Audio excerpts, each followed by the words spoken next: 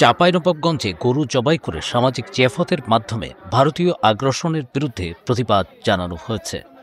এই অনুষ্ঠানে ভারতের হিন্দুত্ববাদী রাজনীতির ষড়যন্ত্র রুখে দেওয়ার আহ্বান জানিয়েছেন আয়োজকরা।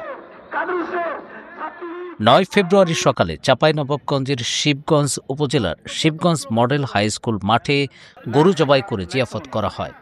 এর আগে সীমান্ত হত্যা ও ফারাক্কার পানির ন্যায্য হিস্সা বুঝে পাওয়ার দাবিতে ঢাকা থেকে একটি লং মার্চ শিবগঞ্জে পৌঁছায়।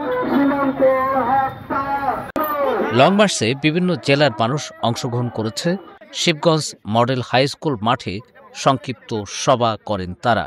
সেখানে আয়োজকরা বক্তব্য দেন। আমি প্রথমে ধন্যবাদ জানাই যারা শুধু ঢাকা থেকে আমাদের এই বাংলাদেশের সর্বশেষ মডার্ন চাঁপাইনবাবগঞ্জে বিমানের দায়িত্ব পালনের উদ্দেশ্যে এসেছেন।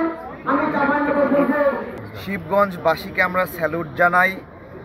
তারা সাহসী ভূমিকা পালন করেছে বিএসএফের মুখোমুখি, এবং তাদের এই সাহস আমরা যারা আগ্রাসন বিরোধী লড়াই করি আমাদেরকে অনুপ্রেরণা দিয়েছে।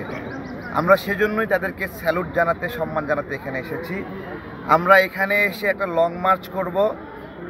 সেই লং মার্চ শেষে আমরা একটা গরু জবাই করব। গরু জবাই করার উদ্দেশ্য হলো এই গরু রাজনীতির মধ্য দিয়ে ভারত মুসলিমদেরকে নিপীড়ন করে। গরু খাওয়ার অপরাধে মারে, গরু ব্যাগে রাখলে মারে। এই হলো তাদের রাজনীতি। জয় শ্রীরাম বলবে আর মানুষ মারবে।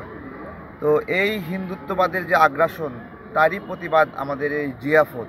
আমরা এই ভারতকে বাংলাদেশ থেকে বিতাড়িত না করতে পারলে আমাদের মুক্তি নাই। আমরা ৩২ নম্বর ভেঙেছি, তার প্রভাব অতি সুদূর প্রসারী। আমরা আমাদের এই প্রোগ্রামটা আমরা আসলে পিছিয়ে দিতে চেয়েছিলাম, কারণ এরকম একটা সংকটপূর্ণ অবস্থায় আমাদের এইভাবে দেশের মধ্যে যে অস্থিরতা চলছে, তার মধ্যে আমাদের এখানে আসাটা খুব বুদ্ধিমানের কাজ না। তারপরেও আমরা এসেছি, কারণ আমাদের এই প্রোগ্রামটা পূর্ব ঘোষিত ছিল। আমাদের এখান থেকে পিছিয়ে যাওয়ার সুযোগ ছিল না। সভা শেষে স্লোগান দিতে দিতে বিক্ষোভ মিছিল নিয়ে সীমান্তের দিকে যায় লোকজন। সেখানে তারা বিজিবির সাহসের তারিফ করে স্লোগান দেয়।